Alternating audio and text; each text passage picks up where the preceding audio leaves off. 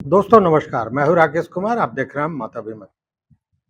मित्रों, बिहार के सरकारी स्कूलों के लगभग 1488 प्रधान शिक्षकों या प्रधानाध्यापकों पर कार्रवाई होगी। उनकी नौकरी कहीं ना कहीं संकट में है और इसका कारण यह है कि इन्होंने बिहार शिक्षा परियोजना परिषद द्वारा दिए गए निर्देशों का पालन नहीं किया है।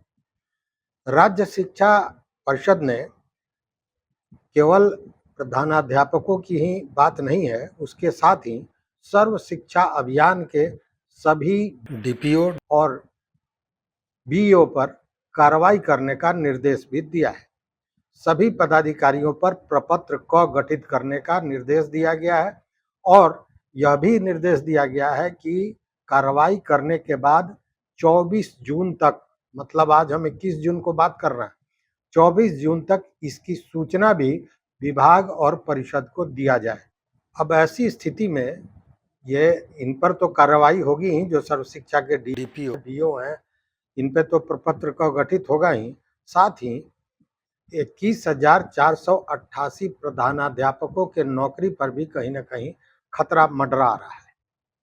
अब ये समझने वाली बात है कि आखिर इतनी बड़ी संख्या में प्रधानाध्यापकों या प्रधान शिक्षकों पर ये जो खतरे की घंटी बज रही है, आखिर क्यों, इसके पीछे क्या कारण है? देखिए, है क्या कि पूरा ये मामला जो है ये ई शिक्षा कोष से जुड़ा हुआ है।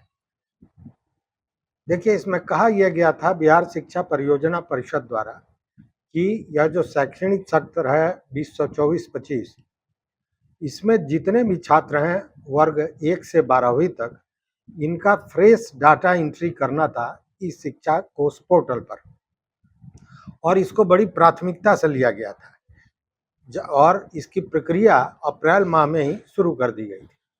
अब इसको पूरे प्रायोरिटी के आधार पर यह कहा गया था कि 15 जून तक इसे हर हाल में पूरा कर लिया जाए, लेकिन जब 18 जून को इसकी समीक्षा की गई तो पता ये चला कि 21,488 ऐसे स्कूल हैं जहां पे इसकी एंट्री पूरी नहीं की गई है। और एंट्री पूरी नहीं की गई है क्या, आप ये समझिए कि एंट्री शुरू ही नहीं की गई है।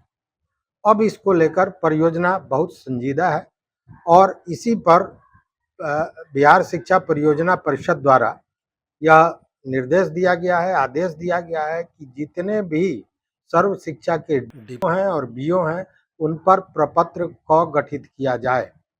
जब पदाधिकारियों पर इतनी सख्त कार्रवाई की जा रही है तो स्वाभाविक है कि ये जो स्कूल हैं 21,488, इनके प्रधान शिक्षकों पर की नौकरी पर भी गाज गिरेगी, इन पर भी कार्रवाइयाँ होंगी और इसीलिए ये कहा जा रहा है कि इनकी नौकरी पर कहीं ना कहीं खतरा है।